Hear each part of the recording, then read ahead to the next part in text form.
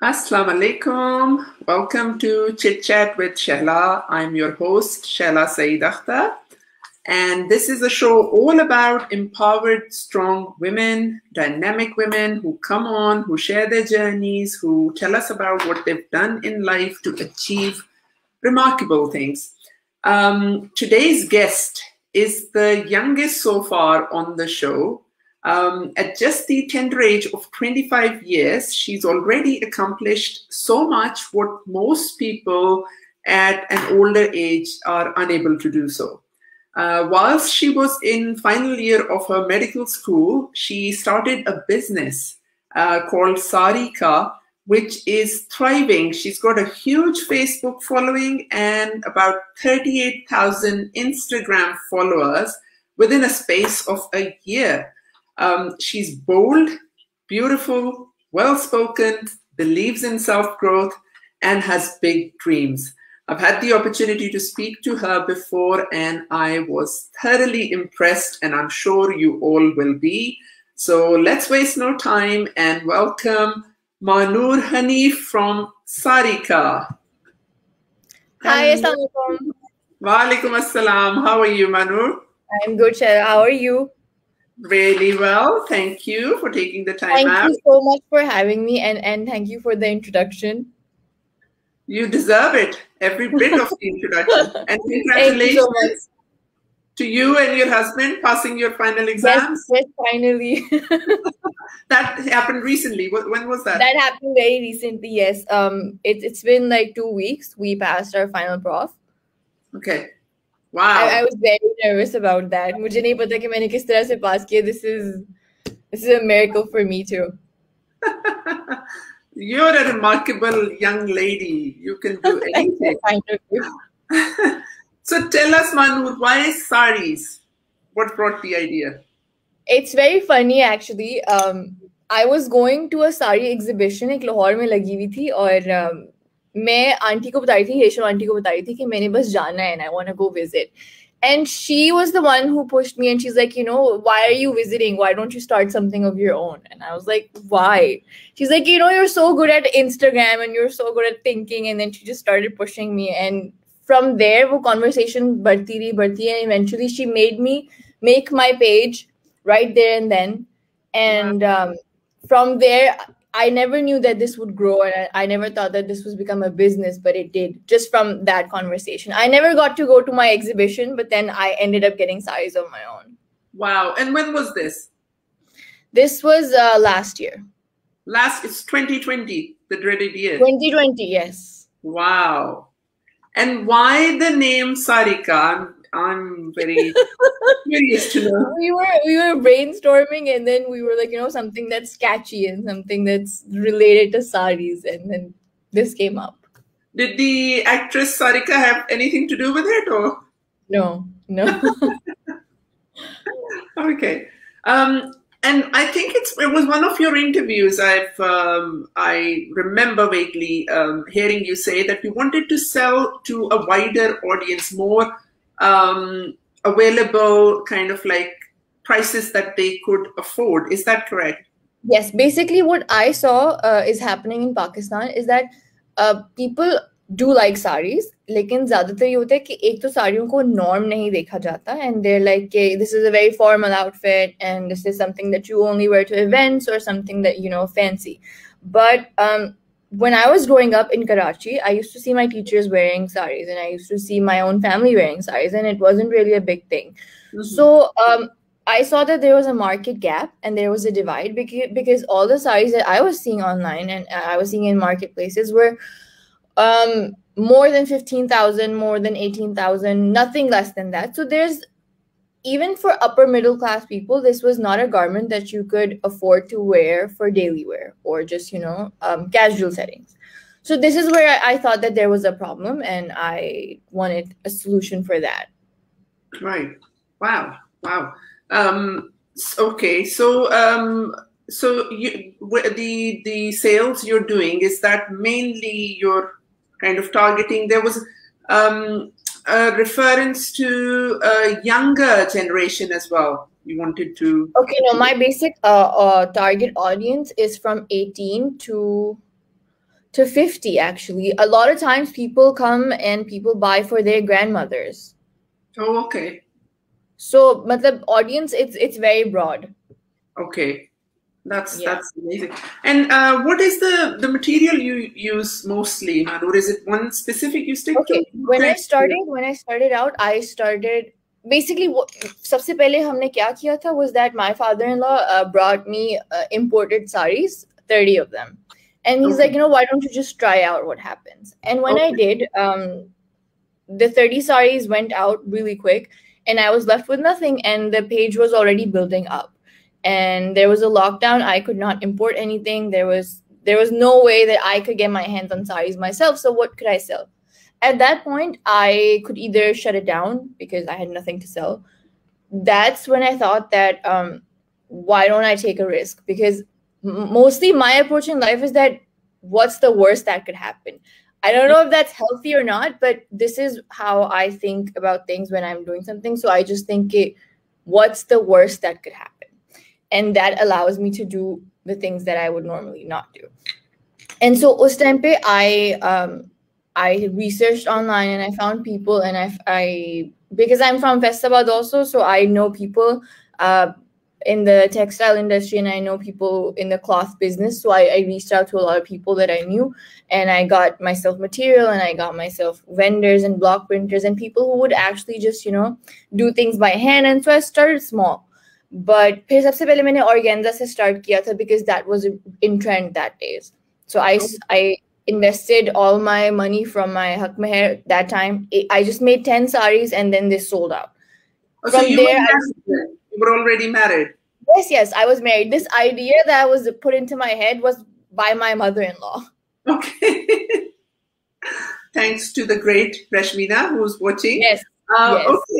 Okay. I would like to know, you mentioned that your father-in-law brought some sarees, 30 sarees. Where was that from? Where did he source it from? He brought them from Malaysia. Okay. First. But then uske baad, we couldn't get any more.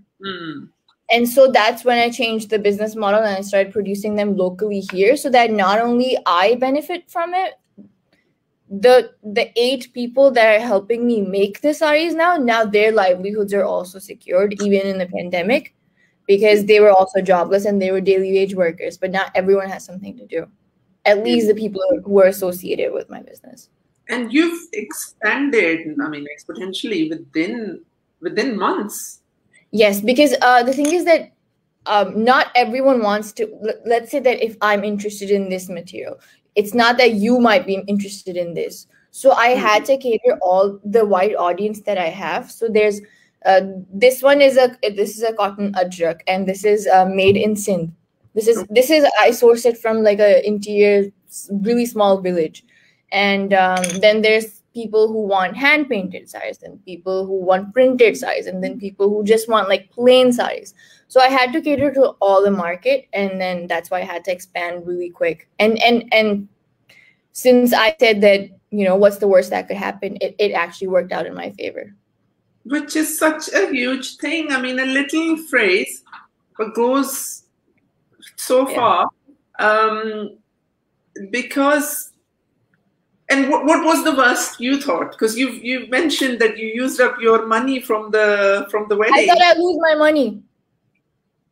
Yeah. Which was all of my money. It was not much, but it was all my money, and I thought this would go. But then I was like, I am just, every time I speak to you, I am so impressed. Who at this age would think that way? I've not come across many girls. I think of myself at 25, I was a jerk. I never thought that way, but what a brilliant way to sort of take it further. So is there any ethos behind Saareeka? Yes, you've mentioned you're helping so many people, bringing livelihood to their lives, but anything else that was behind it?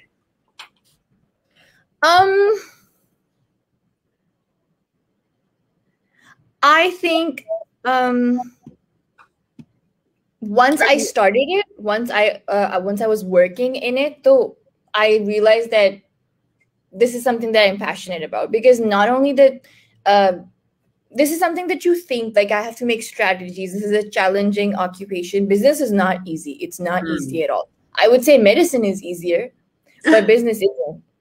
I finished 5 years of medicine. I finished pre-medicine, but that wasn't hard. You have to sit down. You have to focus. It's just you and your books, and you're good. Sure. But in any business, you have to think about so many people. You have to think about your audience. You have to think how they will think. You have to think about campaigns. You have to think about pre-investing into things that will happen 6 months later. So it's a very big challenge, but at the same time, the outcome and the gain that you get from this, it's also very satisfying. It's more than what I got from medicine. So that's also what kept me going. And is this something you were expecting, or was it just let's take a risk? It was just, let's take a risk. I wasn't expecting this. Wow. I thought this would become my hobby most. Yeah. Would you say then, Mahnoor, that the energy you took to it, that light energy of it works out, if it doesn't, it doesn't, do you think that could have affected how beautifully it's grown? Yes. In my life, I take this approach, and it mostly works out for me. Sometimes it doesn't. Sometimes I just, I lose a lot of stuff, but sometimes mostly it works out.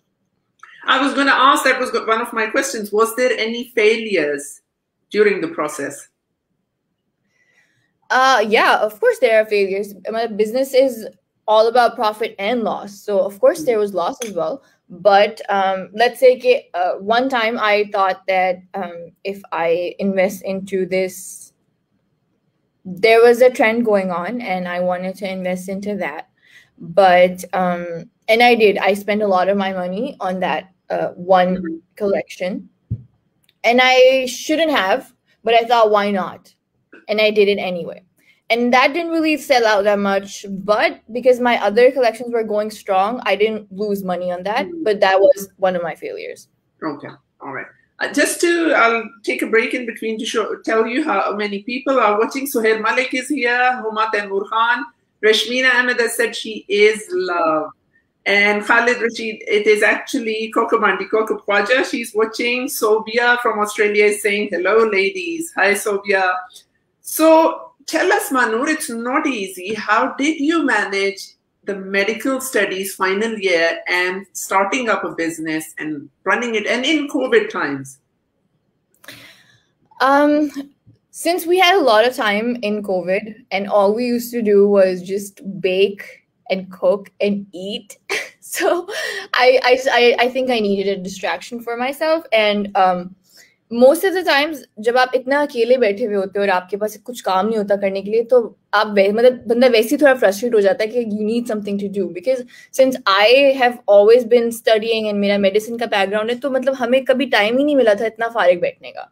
तो lockdown के अंदर जब मुझे इतना time मिल गया, तो मतलब मैंने कहा यार मैं तो बहुत चीजें कर सकती हूँ इसके अंदर. Wow. Okay. So, I mean, when you were starting, obviously it would have taken up so much time. उस वक्त medicine में you weren't having exams, or there wasn't like no, because बिल्कुल अभी लॉकडाउन लगा था, हमारी क्लासेस बंद हो गई थी, यूनिवर्सिटीज बंद हो गई थी. We had no idea how long this was going to go on for. So I thought that, while I'm free, I should try out something new. Okay.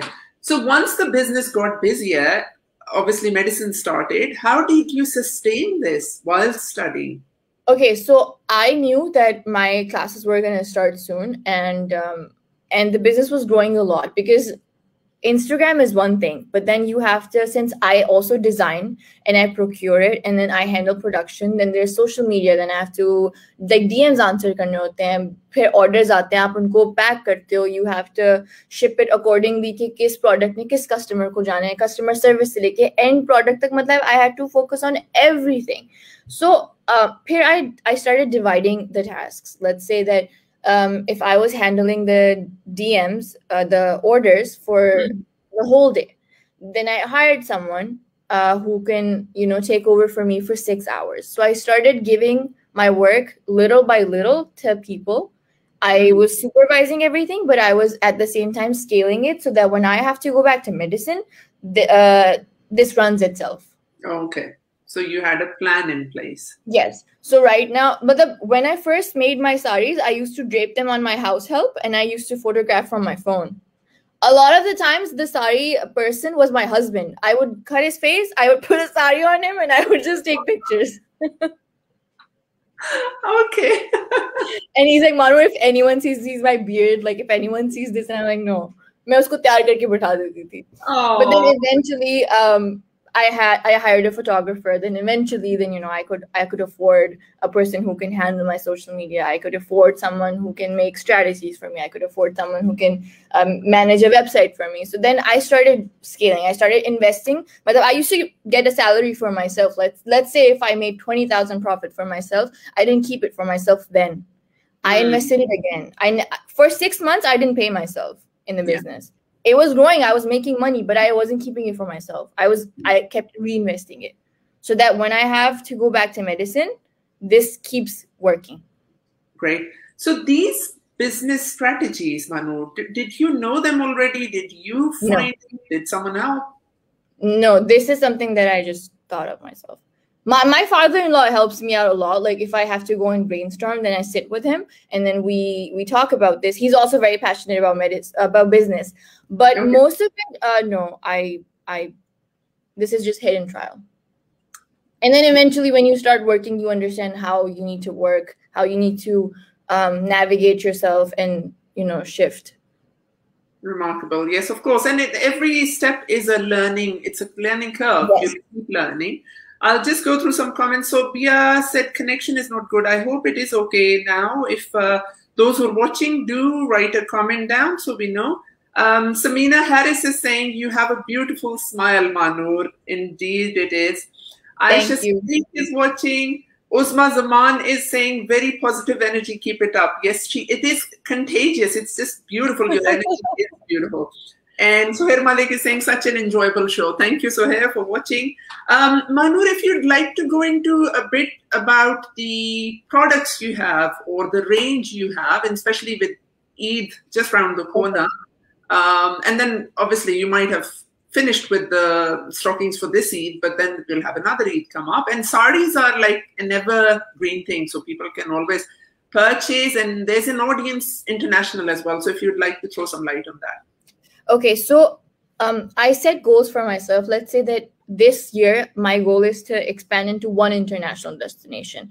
I'm trying for it to be UAE right now, but it might not work out that way. It might have to be somewhere else. But my goal is to go out of Pakistan this year. We already do have clients, but the problem is that they have to pay a lot of shipping. And so this is why they're not as much as I would want them to be.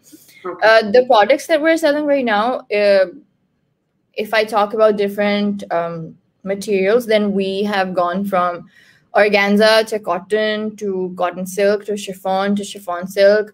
And we now have, we expanded into velvet as well. Oh, wow. Banarsis. We also started making them in Pakistan. What else? Block printing. And then floral prints. And then some... we also get sarees made on hand looms. Basically, जो हाथ का कपड़ा बनता है, when you spin it, उसके through भी साड़ियाँ बनती हैं. तो मतलब काफी इस वक्त products expand हो चुके हैं. Beautiful, beautiful. And are these made to order as well, or at the moment it's just? In the start, I was making them on order. Let's say that I used to just make 2 pieces, and I used to photograph them myself, and then people would order. Then I would take a lot of time again, 2 weeks, and then make them again. But now, alhamdulillah, I'm very grateful that I prepare stock in the start. Like, let's say that now I make 20 sarees per piece, and then I just put it up. And then as the orders keep coming, we keep shipping. It's easier and faster this way. And you're designing them yourself? Yes. So it's just amazing. Tell us a bit about your Instagram, because you mentioned at the start that your mother-in-law said you were already good with Instagram. And mashallah, the growth in a year, that amount of following is not easy to come by. What was the... I believe that if you decide to start something, it's pointless if you don't give your whole to it. मतलब अगर मैंने एक चीज decide कर ही ली है कि मैंने करनी है, तो फिर I need to give my everything to it. Otherwise, there's no point.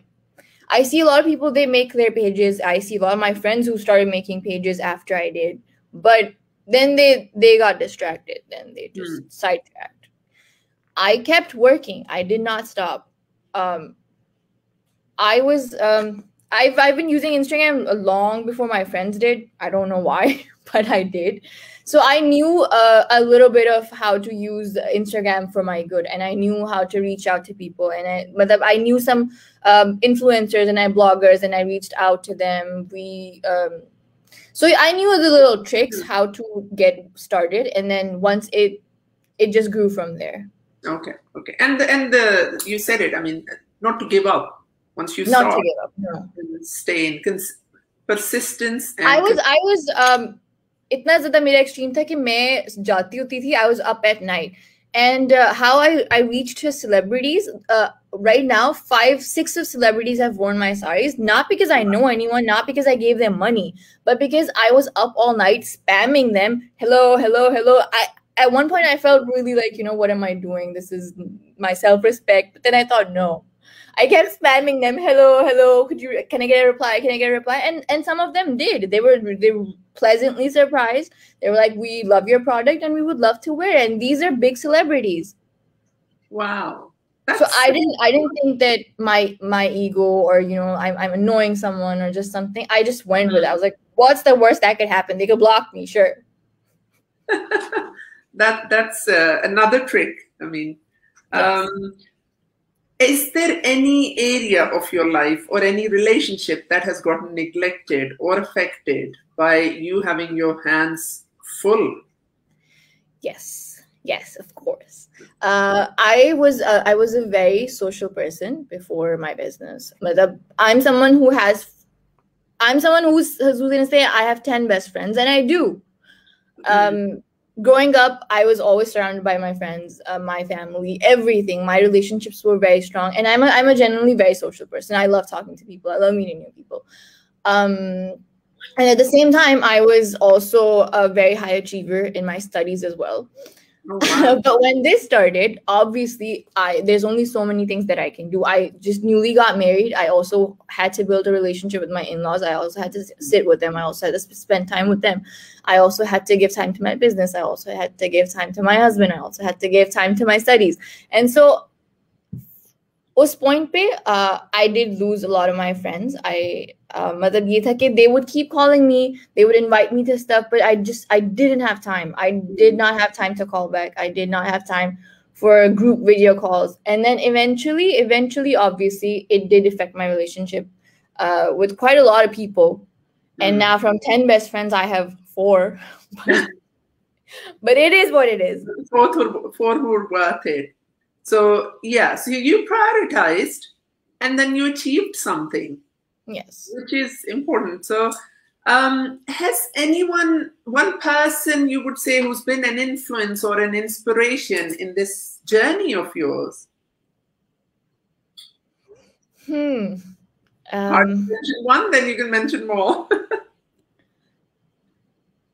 I think in this journey, more than inspiration, I have found support to be something that pushed me to achieve more. And it's surprising, but it came from my in-laws. Why would I lie? Like, the support that I got from here, that made me want to do more things. Brilliant. That's beautiful. And not everybody gets that. However, I understand that. I'm very privileged. Yeah. Because after I got married, I got pushed to study. I got pushed to work. I got pushed to do everything. However, I mean, Mahnoor, not everyone would make use of that support. It's up to you as well that you've leveraged it in the right way. We are coming towards the end of our show. It's been wonderful talking to you. There are people watching, and Uzma has written looking beautiful. Sabina Harris is saying inspiring. She's very inspirational. Honestly, I have been in awe. What would you like to say to young women your age who procrastinate or have dreams but they don't follow that through? Okay, so one thing I would say to anyone, any woman, any age, is that there's there's no age for growing. There's no age for learning. Even if you're 50 and even if you're 70 and even if you're 20, if there's something that you think of, you should do it. Again, what is the worst that could happen? Sure, you're gonna lose some money, you're gonna lose time, you're gonna lose whatever it is that you're gonna lose, but at the same time, it could also work. True. That mantra is beautiful. I'm gonna stick by it as well. What is the worst that can happen? Yeah. So all of the people who are watching and who will watch later, yes, what is the worst that can happen? And Mahnoor sitting here did lose her money in something she invested, but then look, I lost my friends, I lost the money, I lost more things as well, but it worked out for me and I'm happy. Yeah. Such an inspiration. Wish you all the best. And I can't wait for your international delivery service to start to UK. And it started, but it's on a smaller scale. It already started. We send at least 2-3 parcels to UK every month. Oh wow! Okay, then I'll be getting in touch soon because I love sarees and why not? Perfect. Thank you so much, Mahnoor, for taking the time out. And thank you so much for having me. Most welcome. Thank you everyone who was watching. Rishmina, it was lovely show. Thank you, Shehla. Thank you to your daughter-in-law for giving us the time and such helpful tips and inspirational things she said. So have a wonderful weekend and Eid Mubarak in advance. Bye. Bye.